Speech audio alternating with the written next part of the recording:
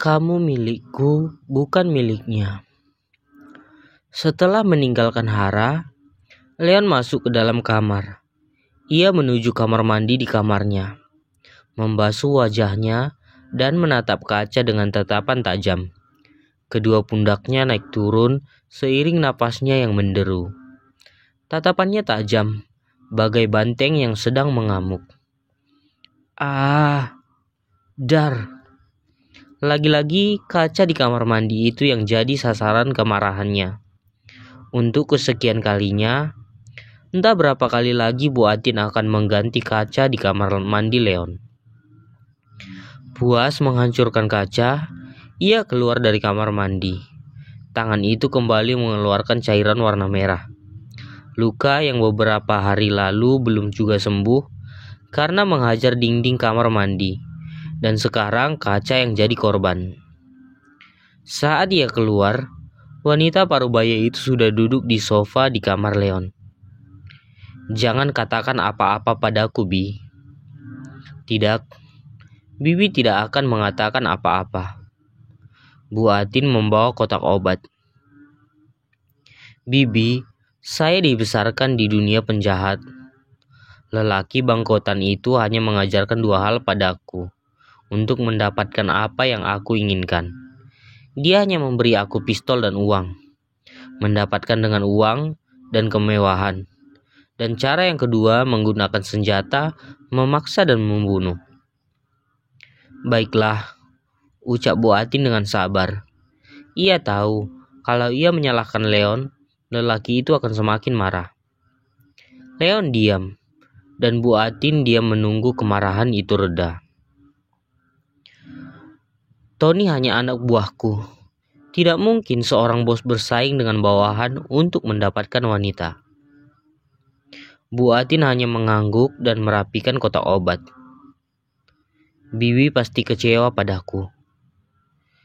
Kalau dibilang kecewa, itu sudah pasti Pak Leon. Bi, jangan khawatir. Aku akan mendapatkan apa yang menjadi milikku. Nak, Bu Atin menutup mata, dan ia berkata lagi, Hara bukan milikmu, dan belum milik siapa-siapa. Kamu yang harus berjuang untuk menjadikannya, dia jadi milikmu. Bi, dia mengandung anakku, ucapnya keras kepala. Leon, Nona Hara terbiasa hidup di lingkungan orang baik, dan dia akan memilih orang baik juga. Aku akan membawa dia dengan paksa ke kepala suku untuk kami dinikahkan. Dia dan bayi yang dikandung adalah milikku. Bu Atin menggeleng putus asa. Leon kalau sudah kumat gilanya memang susah menerima masukan dari orang lain. Baiklah, lakukan apa yang kamu mau, ucap Bu Atin memegang batang lehernya. Di sisi lain, Hara juga meninggalkan meja makan romantis itu setelah menikmati beberapa saat pemandangan indah itu. Sebelum ia pergi, ia mendekati Jidan dan Riko yang berdiri tidak jauh dari meja. Kak Riko, Kak Jidan, makasih untuk kerja keras kalian. Ini sangat cantik, ucap Hara ramah. Namun reaksi berbeda dilakukan Jidan. Ia meninggalkan taman dengan wajah marah. Karakter Jidan sama dengan Leon. Sama-sama si kulkas 2 pintu. Mereka pasti saling memahami. Jangan dipikirkan, Non. Jidan mungkin lagi capek saja, ujar Riko tersenyum kecil. Tidak apa-apa, Kak. Aku mengerti kok kalian semua pasti sangat lelah menyiapkan ini. Aku minta maaf ya, Kak Riko. Gak apa-apa, Non. Baik, aku ke kamar dulu. Hara kembali ke kamar, memilih tidur di kamar. Leon duduk di kamarnya dengan lampu padam. Jidan, Riko, Iwan, Kenjo duduk santai membahas yang terjadi saat itu. Wajah Jidan masih terlihat dingin. Tidak lama kemudian, Bu Atin datang dengan memegang batang lehernya. Ia merasa tekanan darah tingginya naik saat melihat sikap keras kepala Leon. karena cemburu. Bibi tidak apa-apa. Iwan menarik satu kursi untuk buatin. Bibi naik darah melihat sikap batu bosmu. Bibi ini seperti ingin mengawinkan dua ayam. Ayam hutan dan ayam negeri.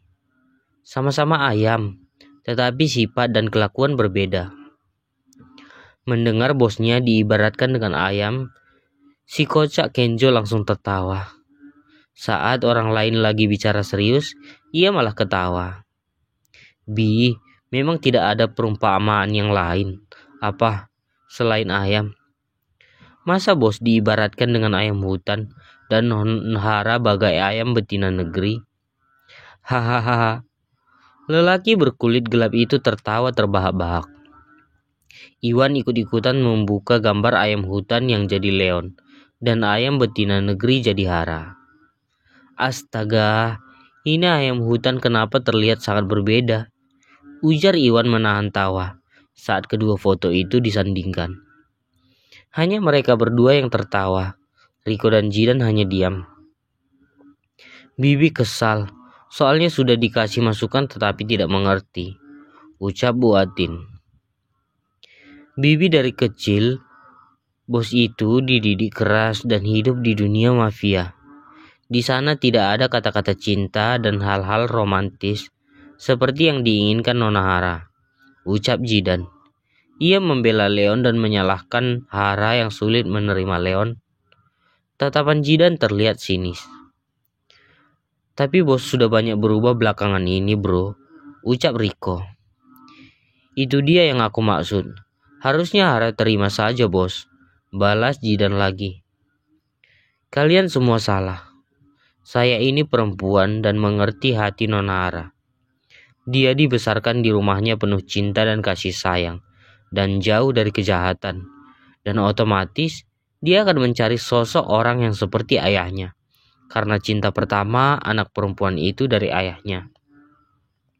Tapi bos sudah berusaha bela Jidan lagi. Jika seseorang lelaki menyakiti hati seseorang wanita begitu dalam, lalu ia meminta melupakannya, hanya orang bego yang mengatakan Nona Hara ngeyel dan sok jual mahal. Coba kamu pikirkan. Maaf ya. Leon sudah merenggut mahkotanya dan menyekapnya di hutan, lalu menuduh ayahnya penjahat. Lalu dalam hitungan bulan, kalian meminta pelakunya dimaafkan. Kalian sehat. Maaf ya, Bibi ini seorang wanita. Trauma itu pasti ada di hati Nona Hara. Munafik jika dibilang sudah memaafkannya. Nona Hara hanya mencoba melupakannya. Mereka semua diam, dan wajah Jidan yang sedari tadi menyalahkan Hara, hatinya mulai melunak. Bos akan berusaha Bi. Di depan Nona Hara ada dua pilihan. Tony lelaki baik yang mencerminkan sosok lelaki idaman. Dan satu lagi ada Leon dengan dinginnya. Menurut kalian, siapa yang akan dia pilih? Tony tidak pantas bersaing dengan Bos B, ucap Jidan lagi. Dia lelaki yang sangat baik. Dia juga tidak akan melakukan itu kalau saja tidak ada kesalahpahaman di puncak saat itu. Tony pasti berpikir kalau Leon menyakiti Nona Hara. Dia sudah cukup berkorban sama Leon. Sebenarnya, Tony lah yang lebih berhak untuk Jovita. Aku yang memohon pada Tony selama ini untuk tidak mengatakannya. Berhak apa maksudnya, Bi? Wajah mereka sangat menegang. Wanita paruh baya itu menghela napas panjang. Ia menyimpan rahasia itu dari mereka semua. Tony dan Hara itu sebenarnya sudah dijodohkan sama orang tua mereka sejak kecil.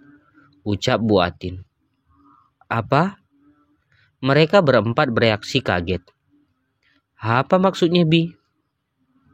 Mama Nona Hara dan Mama Tony bersahabat dari kecil.